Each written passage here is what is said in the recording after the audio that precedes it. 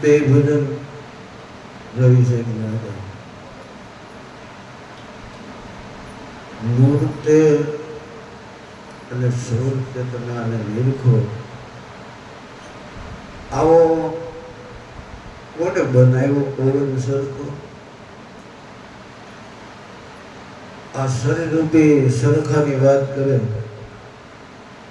કે શ્વાસ અને ઉશ્વાસ, નૃત્ય અને સુરતે તમે આને નિરખો. આ શ્વાસ ને ઉશ્વાસના તાંતડે હાલે એવો આ સરખો છે. આવો બનાવ્યો કોને? એ કે પવન સરખો. પવનથી હાલે એવો, આવે જાવે,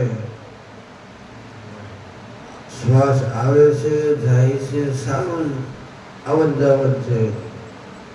આવે જાવે, પાછો બધાની અંદર બોલે છે અને બોલાવે છે, અને પાછો જ્યાં જોઈને બધી હરખો. જ્યાં જો ત્યાં બધાને માલિક હરખો જઈએ.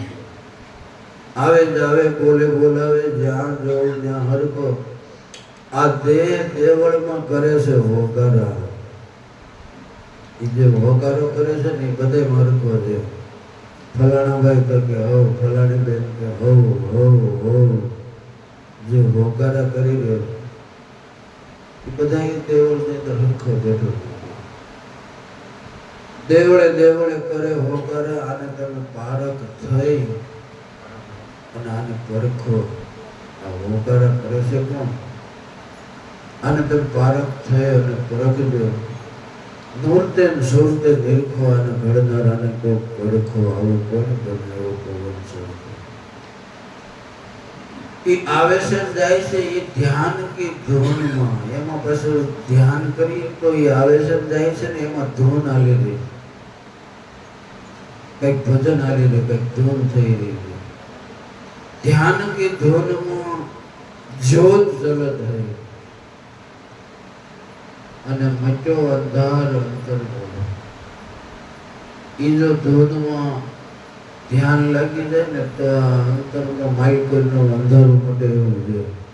ધ્યાન કે ધૂનમાં જ્યોત જલત હે, મચો અંધાર અંતર બોલો. ઈ અંજવાળે પછી એ અંધારું મટી જાય ને અંજવાળું જો થાય તો એ અંજવાળે અગમ ઉજે એવું છે. જેની ગમ નથી પડતી એવું જે અગમ છે. શું છે? તો કે પરમાત્મા. બાકી તો બધી ગમ પડે. ઓલો ભાઈ આમ ને ઓલો ભાઈ આમ ને ઓલા બેન કામ ધંધા કાંઈ પણ બધી ગમ પડે. પરમાત્મા એક એવો અગમ છે કે ગમ પડે એવું નથી. અને ઈ હોજે કે ઈ અંજવાળે મને અગમ હોજે. ભેદ જડી જાય ઈ ઘરનો. ભેદ જડ્યો મને ઉન ભરકો. નૃત્ય સુરતે તમે નિરખો અને ઘડનારાને કોઈ પરખો. આવો કોને બનાવ્યો પવન સરખો? પછી કે 5 તત્વો કા આસાદ બનાયા. આ સાધ છે, સાધન છે, શરીર છે. આ 5 તત્વોનું આ સાધ છે. 5 તત્વો કા સાધ બનાયા. ખેલ ખરો ઈ નરકો. એમાં પવન પૂતળી રમે પ્રેમથી. અને કોક નાની હોકર નિરખો, કોક નાની થઈ અને આને નિરખો કે આ પવન પૂતળી જે રમી રહી છે એમાં છે શું આવ્યું? નાની હોકર નિરખો. નૃત્ય સુરતે નિરખો અને ઘડનારાને કોઈ પરખો. આવો કોને બનાવ્યો પવન સરખો? રવિરામ આવું બોલ્યા અને એને પડદા ખોલ્યા. મેં ગુલામ ભરતો. હું એ ઘરનો એક ગુલામ છું. બાકી આ સરખાની કે આશા ન કરતા. આ સરખો નથી જો કોઈનો હરખો. કારણ કે શરીર જે સરખો છે એ કોઈનો હરખો નથી રહ્યો. પછી પસા વરે ઓ વરે આ ભાગવાનું છે. કારણ કે એ અવસ્થા બાપુને આવી છે એટલે એને ખબર હોય. બાપુ બિચારા હારા હેરાન થાય. હમણાં જોયા જ નથી બાપુ તમે.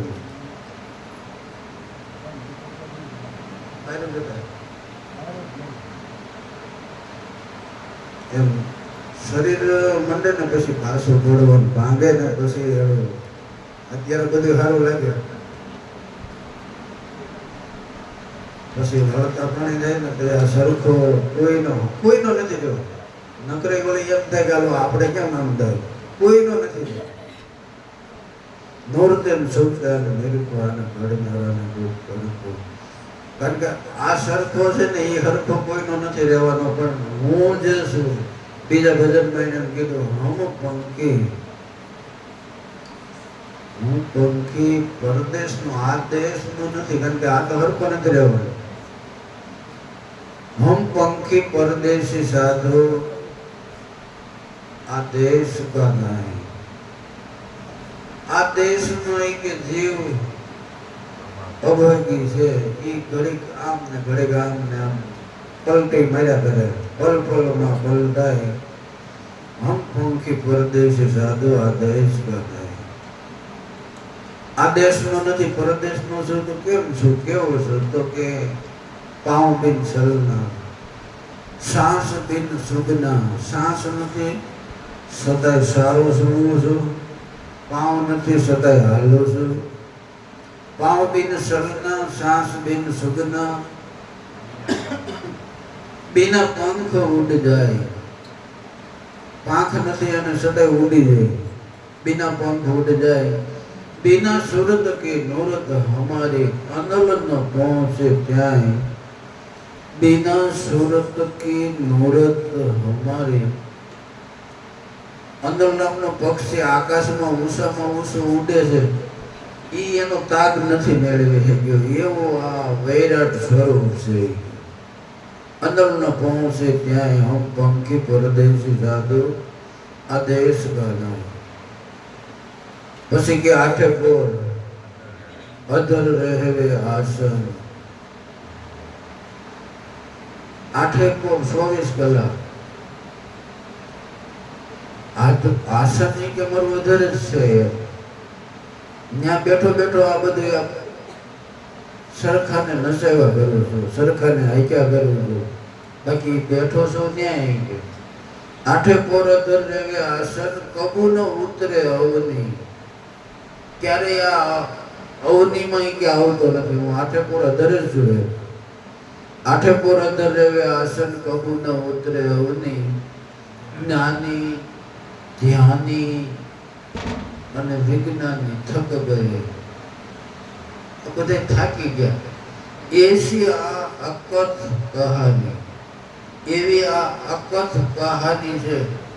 બધા કથી કથી થાકી ગયા, પણ એ કોઈ કથવામાં આવતું જ નથી. અકથ છે. બધા એની વાતો કરી કરીને હજારો મહાપુરુષો વહી ગયા, પણ વાત કરવામાં એ આવતું નથી. એવું એ સ્વરૂપ છે.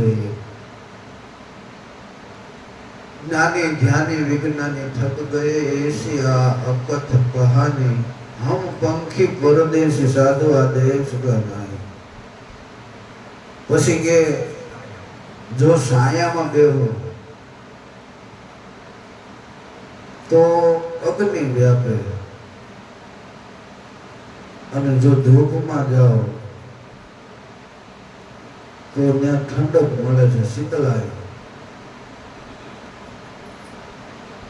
સાયામાં બેસો તો અગ્નિ વ્યાપે, ધૂપમાં બહુ શીતળાય. પણ સાયા ધૂપ से सदगुरु न्यारा. हम है सदगुरु की माई. हम पंखी परदेशी साधु आ देश का नहीं. साया આ શરીર છે. ધૂપ જો સાયામાંથી બહાર નીકળી જાવ, જો ત્યાં વહી જાવ, આગલી ઘડીમાં કીધું કે આઠે પોર અધર રહેવે આસન. જો ત્યાં જાય તો ત્યાં એટલી બધી શીતળતા છે. શીતળતા એટલે ત્યાં કોઈ પીડા નથી, અને આમાં આવી તો પીડા છે. સાયામાં બેહું તો અગ્નિ વ્યાપે, ધૂપમાં બહુ શીતળાય. પણ સાયા અને ધૂપ બેથી સદગુરુ ન્યારા બેને જે જાણવા વાળા છે એ સદગુરુ બેથી ન્યારા છે અને હમ હે સદગુરુ કી માઈ हम पंखी परदेश साधु आदेश कर पसी के शेर गुण रूप हमारा साधु निर्गुण नाम धराय शेर गुण जे कई रूप से सगुण साकार स्वरूप जे कई से ये बधाई मारा है जे कई आ सगुण જે રોગ જોઈ છે આ બધા બીબા છે એ બધા મારા છે બધાની અંદર હું બેઠો છું કેવી રીતે એ કે નિર્ગુણ નામ ધરી શિરગુણ રૂપ હમારા સાધુ નિર્ગુણ નામ ધરાય કહે રવિરામ ગુરુ ભાન પ્રતાપે